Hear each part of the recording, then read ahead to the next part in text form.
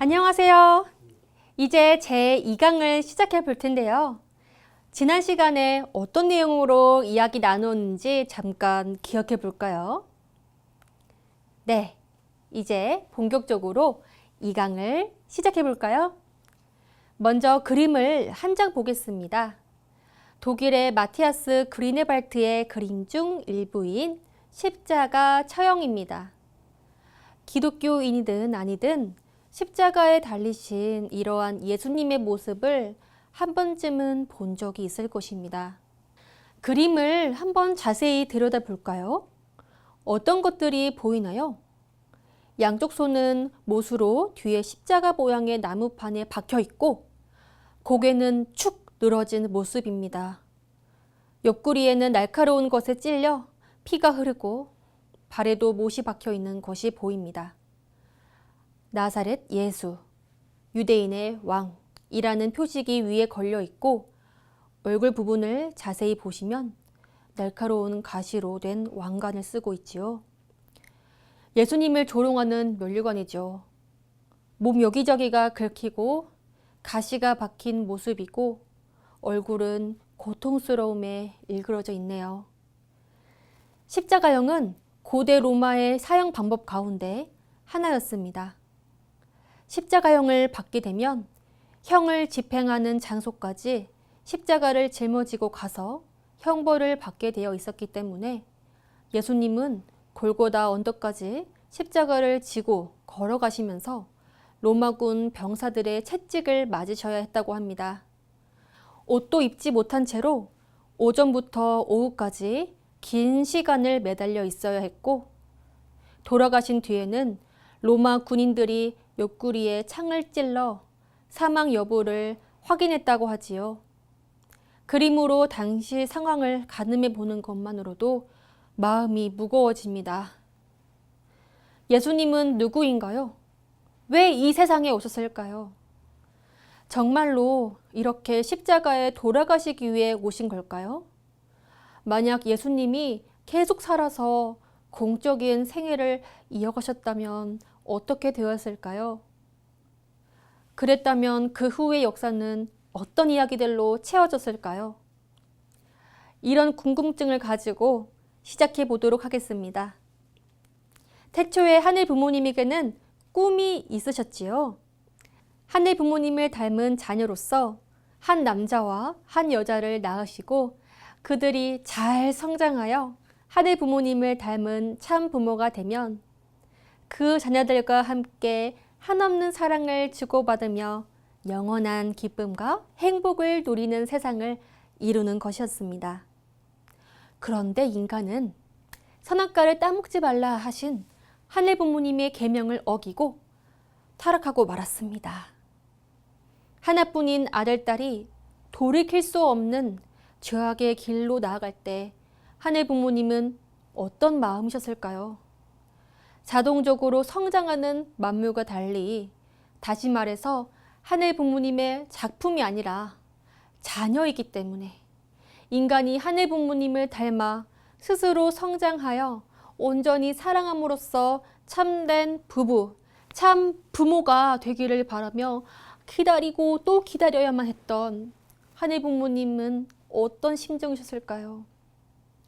부모이신 하늘 부모님은 역사를 통해 인류를 하늘 부모님의 혈통을 이어받은 선의 자녀로 거듭나게 하시고 하늘 부모님이 함께 하실 수 있는 이상적인 세계로 되돌리는 복귀의 섭리를 이끌어 나오십니다.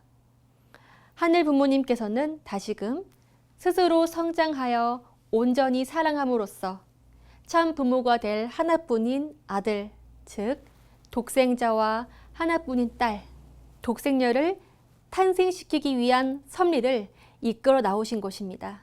하늘 부모님은 그 중심 민족으로 이스라엘을 택하시어 선민, 즉 선택받은 민족이 되게 하셨습니다.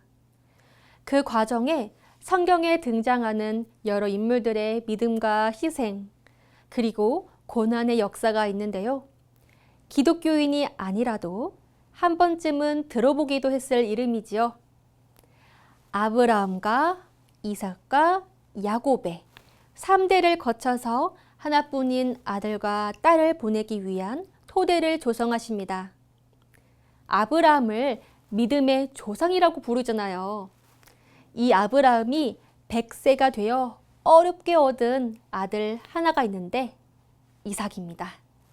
그 아들을 하늘 부모님의 말씀을 따라 제물로 바치지요. 그 아들 이삭이 60세가 되어 낳은 아들이 바로 이스라엘이라는 이름을 얻은 야곱입니다. 이 3대를 거치면서 독생자와 독생녀를 보내기 위한 기대를 조성합니다. 또 모세도 들어보셨지요?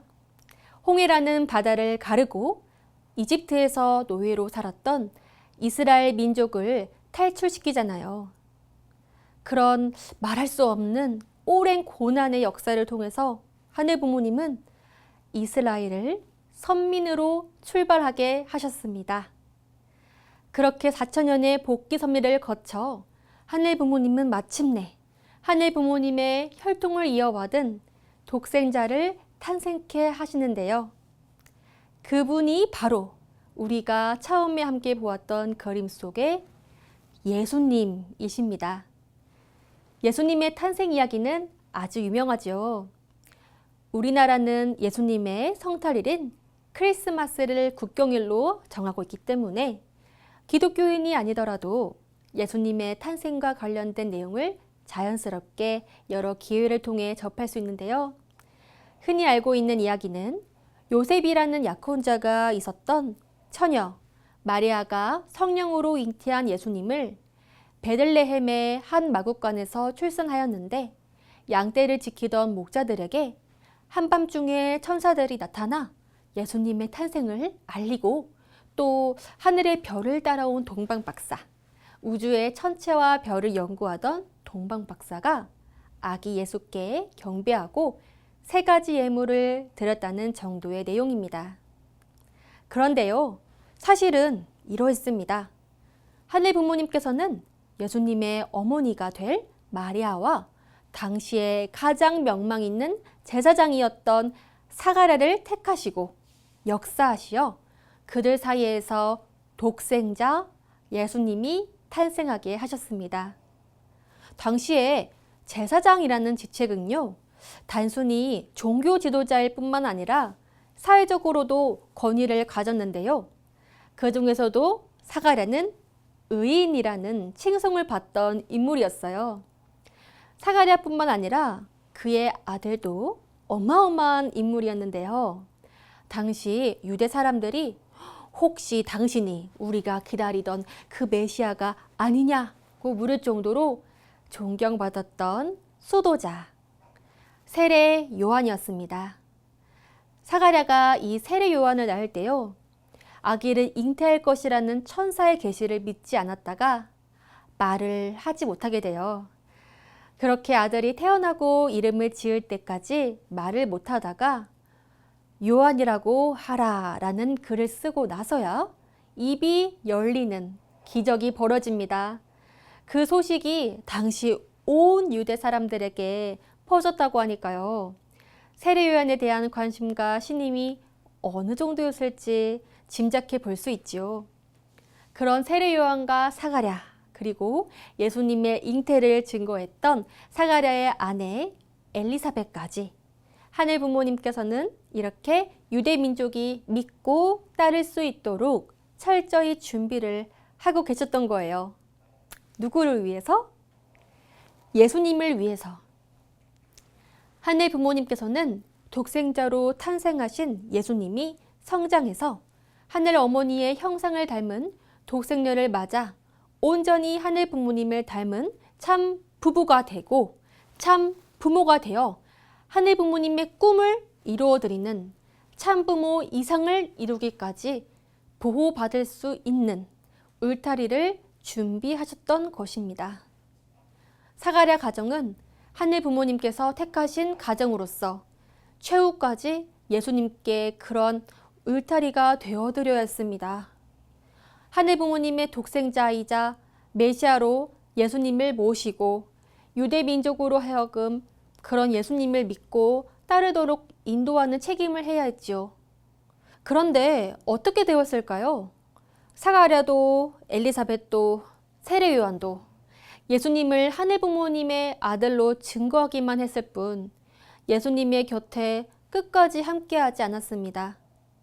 명망 있는 제사장이었던 사가랴는 예수님을 방관했고 존경받는 수도자였던 세례 요한은 예수님과 무관한 자리에 서게 됨으로써 오히려 유대 백성이 예수님 따르는 길을 더욱 어렵게 만들고 말았습니다. 게다가 유대교 지도자들은 예수님의 말씀을 이해하지 못하고 예수님을 비난했습니다. 그들은 예수님을 뭐라고 몰아세웠느냐면요. 유대인에게 목숨과도 같은 유대 율법을 파괴하는 파괴자라고 했어요. 또 자신들이 그 이름을 부르기조차 두려워했던 그 하나님을 감히 아버지라고 부르는 신성 모독자라고 했고요. 앞을 보지 못하는 자를 보게 하고 걷지 못하는 자가 일어나 걷게 하시니까 아주 사악한 능력으로 유대 민족을 홀리는 선동자라고 몰아세웠습니다. 그리고 유대 민족이 이에 동조하면서 예수님을 불신하게 되었지요. 마리아와 요셉은 어떠했을까요? 마리아의 약혼자였던 요셉은 하늘 부모님의 계시를 받아 마리아의 임신 사실을 알고도 하늘 부모님의 뜻에 순종하여 마리아를 보호하였지만 인간적으로는 성령으로 잉태했다는 예수님의 탄생과 관련한 의문에서 자유로울 수 없었습니다. 예수님의 어머니인 마리아 역시 독생자를 낳을 것이라는 계시에 순종하여 사가랴를 찾아가는 믿음을 보였지만 결국 요셉과 가정생활을 하게 되면서 믿음을 잃고 인간적인 생각으로 흐르게 되었고요. 예수님을 위해 하늘 부모님께서 예비하신 마리아와 요셉, 사가랴 가정을 비롯하여 유대교와 유대민족 모두가 하늘 부모님께서 4,000년 만에 보내신 인류의 참 부모요, 참 아버지가 되실 예수님의 본질을 모른 채 인간적인 시각과 이기적인 욕망에 사로잡혀서 결국 예수님을 모시고 따르지 못했습니다. 그래서 결국 어떻게 되었습니까? 우리가 처음 보았던 그 그림 기억하시지요? 그렇게 예수님께서는 십자가에 달려 돌아가시게 됩니다. 예수님은 4,000년 동안 하늘 부모님께서 어떤 심정으로 그 오랜 고난의 역사를 이끌어 나오셨는지를 누구보다도 잘 알고 계셨습니다. 그런 예수님이시기에 십자가의 길을 가기 전 마지막 순간에 홀로 기도하십니다. 얼굴을 땅에 대고 엎드려 기도하시지요. 내 아버지요, 만일 할 만하시거든 이 잔을 내게서 지나가게 하옵소서 라고요. 지난 4,000년 동안 하늘 부모님께서 어떻게 역사에 나오셨는지, 얼마나 간절한 심정으로 독생자를 보낼 수 있도록 준비하며 기다려 오셨는지, 그리고 그런 아들이 십자가의 길을 가게 되면 이후에 또 얼마나 슬픈 역사가 벌어질지, 또 얼마나 오랜 시간을 고난 속에서 준비해 나가셔야 할지를 너무나도 잘 아는 예수님이셨던 거지요. 그렇지만 다시 기도하십니다. 그러나 나의 원대로 마시옵고 아버지의 원대로 하옵소서 라고 말이지요. 모든 것을 알고도 십자가의 도정을 가실 수밖에 없었던 예수님과 그런 예수님을 지켜볼 수밖에 없는 부모이신 하늘 부모님의 심정은 어떠셨을까요? 그런 피눈물 나는 기도를 하고 돌아보았는데 제자들은 어떻게 하고 있었을까요? 졸고 있었습니다. 기도하시기 전에 예수님께서 제자들에게 말씀하셨거든요. 내 마음이 매우 고민하여 죽게 되었으니 너희는 여기 머물러 나와 함께 깨어있으라 라고요. 그 후 예수님의 제자인 가롯 유다는 은 30냥에 예수님을 팔았고 함께 죽을지언정 예수님을 부인하지 않겠다던 베드로는 3번이나 예수님을 모른다고 하지요. 그렇게 예수님은 십자가의 노정을 가게 되십니다. 이렇게 하늘 부모님은 선민으로 택하신 유대 민족과 함께 하시면서 그 가운데 독생자 예수님을 탄생케 하셨지만 유대 민족은 예수님을 불신하여 하늘 부모님의 기대를 저버렸습니다. 자, 그러면 이후의 역사는 어떻게 되었을까요? 예수님의 십자가 노정을 통해서 부모이신 하늘 부모님은 다시금 잃어버린 아들, 딸인 인류를 되돌리는 복귀를 위한 섭리를 하십니다. 예수님은 십자가에 매달려 당신의 육신을 제물로 사탄에게 내어주셔야 했지요. 그렇지만 타락하여 독생자의 자격을 잃은 아담과는 달리 예수님은 스스로 성장하시어 독생자로서 생을 마치셨습니다. 그리고 영적으로 부활하시어 지상에서 40일의 노정을 걸으시면서 다시금 인류를 구할 수 있는 길을 찾아 나가셨습니다. 또다시 모인 제자들이 생명을 다해 예수님을 믿고 모시고 따름으로써 기독교의 기틀을 마련하게 되지요. 그들은 세상으로 나가 예수님을 전파했습니다. 예수님의 말씀과 행적을 보아 복음서를 쓰고 로마 제국으로부터 수많은 박해와 핍박을 받으면서도 그에 굴하지 않고 신앙을 지켜나갔지요. 그러면서 초대교회가 세계 곳곳에 전해집니다. 팔레스타인의 유대 지역에서 시작된 기독교가 지중해 전역을 비롯하여 북유럽까지 전파되었는데요. 박해에도 불구하고 그 영향력이 확대되어서 313년에는 로마의 콘스탄티누스 황제가 밀라노 칙령을 발표해서 신앙의 자유를 얻게 되지요. 800년에는 교황에 의해서 로마 제국의 황제 즉위식이 거행되면서 기독교가 서유럽 세계의 정신적 주류가 되고요. 그 후 비잔틴 제국을 통해서 동유럽과 서아시아 지역까지 그 뿌리를 단단히 내리게 됩니다. 독생자 예수님을 모시는데 실패한 유대교를 대신하여 기독교가 하늘 부모님의 섭리의 주류 종교가 된 것이지요. 그런데 중세에 이르러 당시의 가톨릭 교회가 타락하기 시작합니다. 성직자의 자리를 사고 팔기도 하고요. 수도원이 타락하고 교회는 세속화되어서 기독교의 부패가 심각해졌지요. 교회가 돈을 받고 지은 죄를 용서한다는 증서를 발행해 주었던 일명 면죄부 판매가 이루어지기도 했습니다. 그런데 하늘 부모님께서는 예수님의 십자가 죽음 이후 유대교를 대신하여 기독교 기반을 통해서 하늘 부모님의 꿈을 이룰 수 있도록 준비하고 계셨거든요. 다시 오마 하신 예수님께서 오셔서 독생녀와 어린 양 혼인잔치를 하시고 하늘 부모님을 닮은 참 부모가 되어서 하늘 부모님의 꿈을 이루어 드리는 사명을 다할 수 있는 환경을 준비하셔야 했습니다. 그러기 위해서는 이 기독교를 거듭나게 하셔야 했지요. 그래서 이때 마르틴 루터나 칼뱅 등을 중심으로 한 종교개혁 운동이 벌어지게 됩니다. 말씀과 믿음을 통해 신앙을 쇄신하고 교회의 제도와 예배를 개혁하여 초대교회의 신앙을 회복하자 순수한 신앙으로 돌아가자 하는 움직임이 나타나기 시작합니다. 이후 종교개혁 신학이 발전하면서 구교인 카톨릭 교회에서 여러 개신교 교파가 생겨나게 됩니다.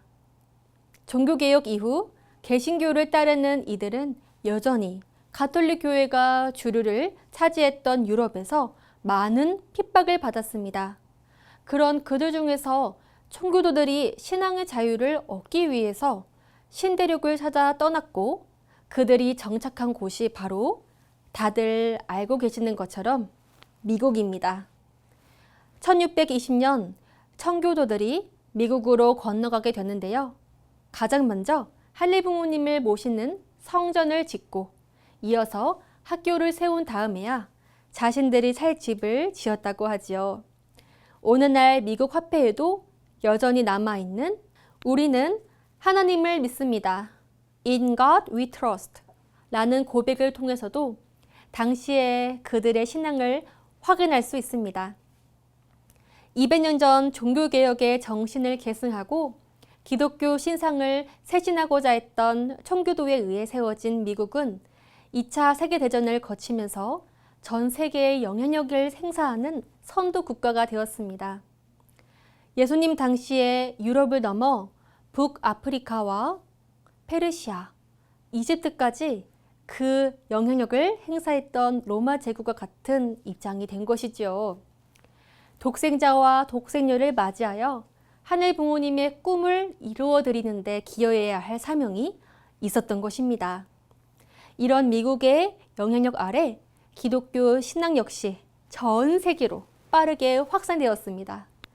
하늘 부모님께서는 이러한 기독교를 통해 세계 모든 나라가 하늘 부모님의 독생자와 독생녀를 맞아 참부모로 모시고 하나 되어 천국과 같은 세상을 만들어 갈 수 있도록 섭리를 준비해 나오셨던 것입니다.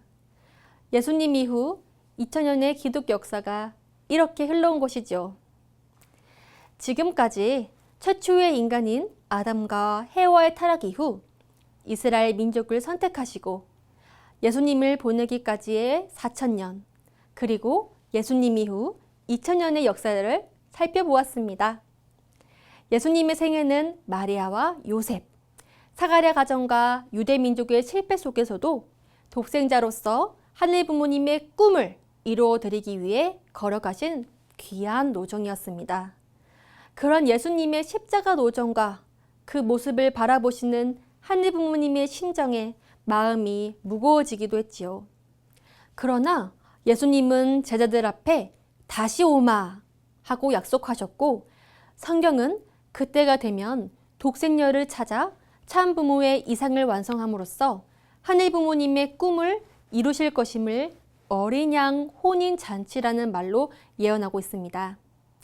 그런데요, 2000년 전에 하늘 부모님의 하나뿐인 아들인 독생자로 예수님이 오셨다면 그분의 반쪽 실체로서 예수님과 하나 되어 온전한 하늘 부모님을 닮은 참부모가 되어야 할 하늘 부모님의 하나뿐인 딸, 독생녀도 오셨을까요?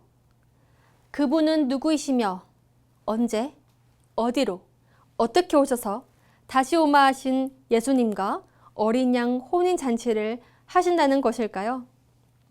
잠깐 쉬신 후에 6000년 동안 그동안 알지 못했던 비밀, 인류 역사 이래 처음으로 밝혀지는 하늘 부모님의 하나뿐인 딸, 독생녀 이야기를 시작해 보도록 하겠습니다.